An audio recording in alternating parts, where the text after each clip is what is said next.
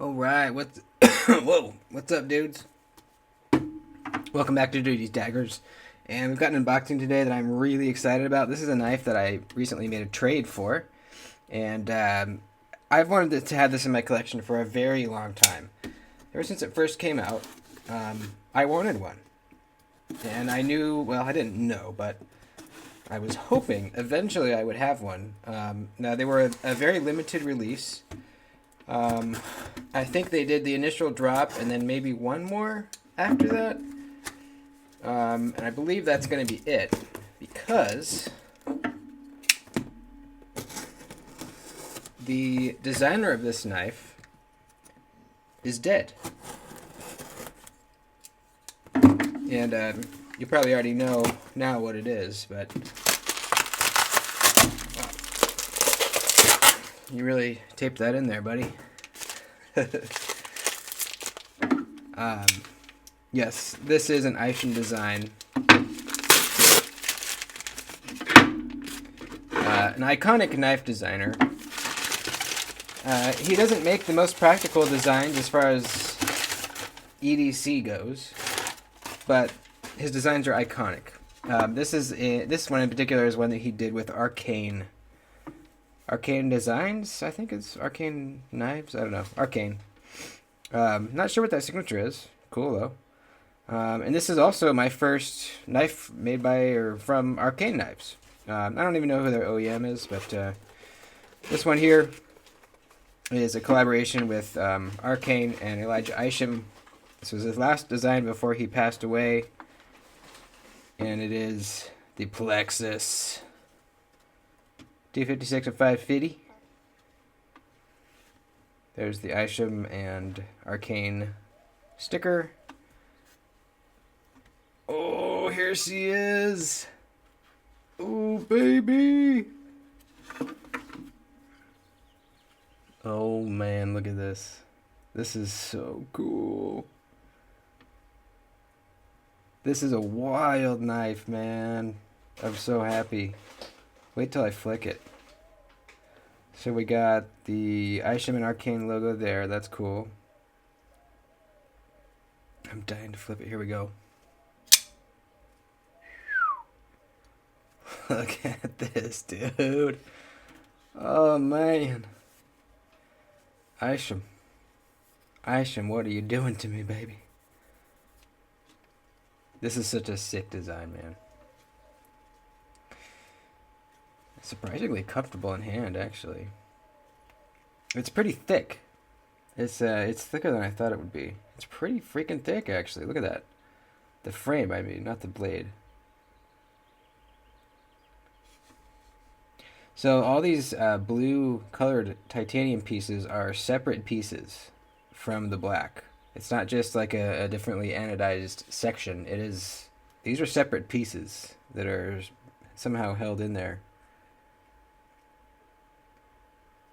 That is so cool, man. How this line continues out onto the blade. Same with this one here. And then they meet right there out on the blade. That is so cool. Actually, they kind of begin back here and then swoop in this way. Interesting little divot right there. I wonder what that's for. Wow. Pretty good flipping action. Very smooth. Yeah, that's actually really good flipping action. I don't even know if I can fail that. Let's see. Nope. Man, look down in there. How that all lines up. That is cool. How this all in here is all flush. That is so cool. This bevel here seems like extra reflective. I don't know why. That's cool. So look at this. I mean, this is the mother of all swedges, I think. And this is the fattest of all swedges. It's gotta be. Look at that thing. When you're looking at it from the top, it almost looks like it's a sharpened edge, but it's, definitely not even close. Compound ground, hollow here, flat up here. Very thin behind the edge. Wow. I mean, this probably would cut pretty well. Does that have internal stop pins? Nope.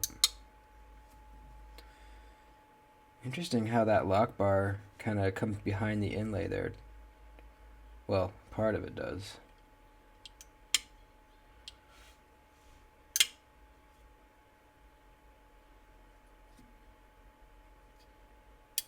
Clip looks good and looks like it'll function good as well.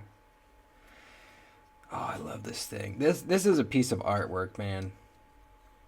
I mean, you know, yeah, this could be your EDC knife, but this is a piece of artwork. And I probably will not carry and use this. I don't have very many Save Queens, but this might be one of them. Let's get out my other Isham designs so we can kind of get an idea for his design language if some of you guys are not familiar with him. I actually have 3. Let's see, yeah. I actually have 3 Ishams. One of them here is a Civivi, the Plethoros. Other one here is a Kaiser Soze. Then I have another Civivi. This is the McKenna. You really see the similarity between the McKenna and the Plethoros. They're kind of in the same family.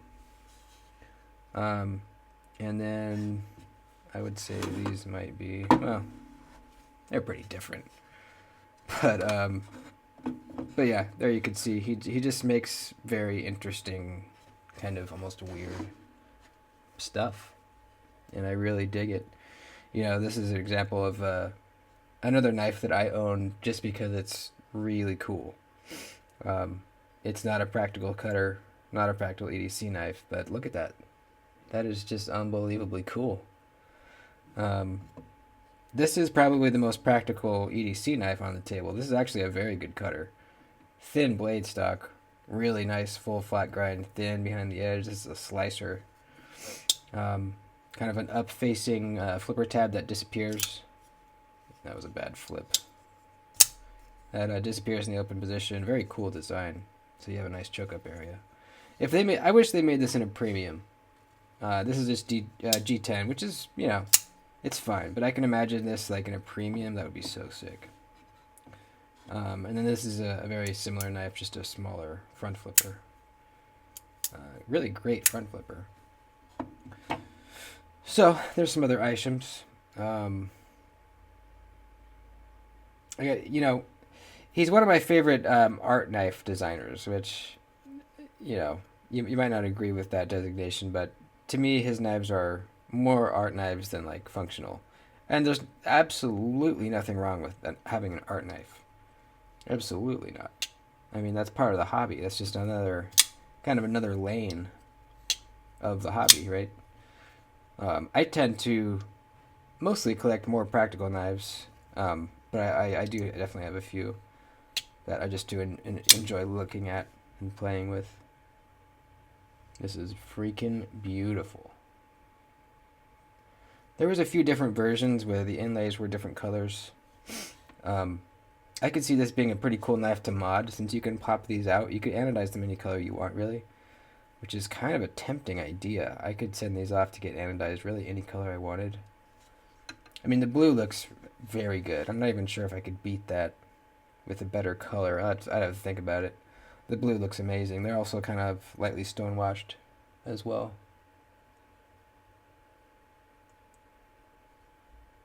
I think the black part on all of them are black. And then the inlays was the thing that changed, and then I think there was also a fully blacked out one, even the blade. Which, I mean, they all look sick, but honestly, this is probably my favorite one, so I kind of got lucky. It's definitely on the hefty side. You know, these are chunks of titanium here for sure. Man, I love this. I freaking love this. Still don't know what that little dip is. I think it's got to be just aesthetic. An aesthetic choice that he made, because it really doesn't serve any purpose that I can see.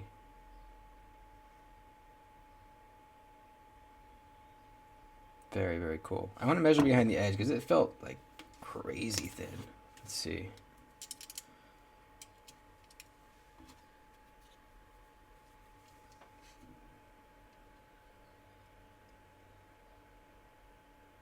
Yeah, that's like 8,000.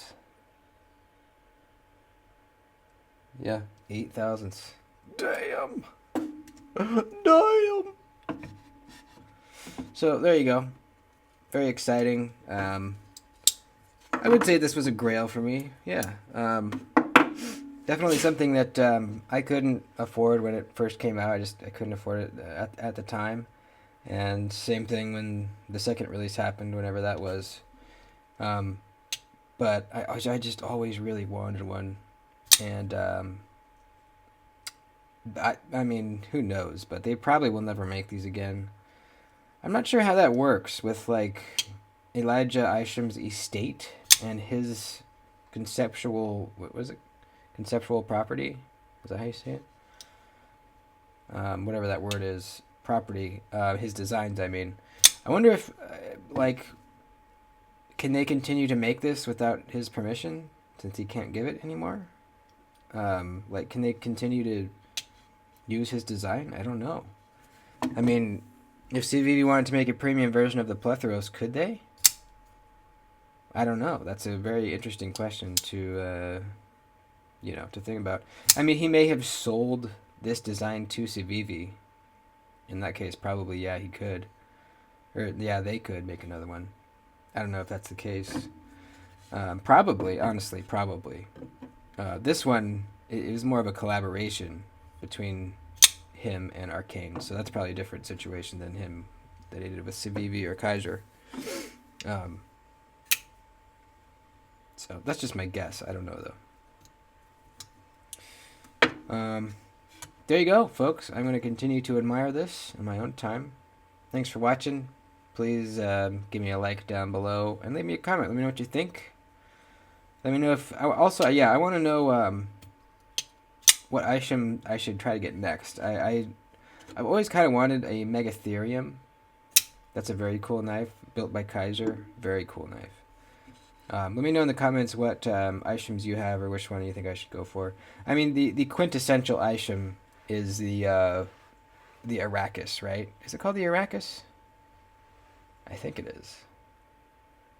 It's that really super, super wild one. I mean, it blows these out of the water as far as, like, wildness. I'm sure you guys probably know what I'm talking about.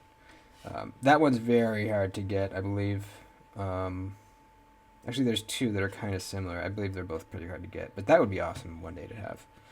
Anyways, I'm rambling. Thanks for watching, guys. I'll see you next time.